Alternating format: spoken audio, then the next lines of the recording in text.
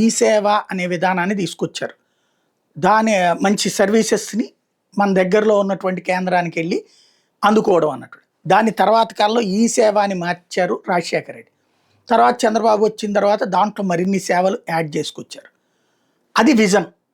అలా కాకుండా వేరే వాళ్ళు అంతకంటే జగన్మోహన్ రెడ్డి వచ్చి అంతకంటే కొత్త మార్గాన్ని ఎంచుకున్నాడు. గ్రామ సచివాలయం, వార్డు సచివాలయం, దాంతో పాటుగా వాలంటీర్ సేవ ఇంటి దగ్గరికి వచ్చేటట్టు చేసుకొచ్చారు.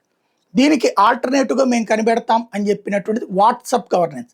తీరా చూస్తే అది ఫెయిల్ అయ్యింది. దాంతో ఈ సేవల్ని అందించేందుకోసం అని చెప్పేసేసి కొత్త మార్గం ఏంటి అంటే సచివాలయం అనే పేరు గుర్తు రాకుండా సచివాలయాల పేరు మార్చేసి తద్వారా జగన్ పేరు మర్చిపోవాలి.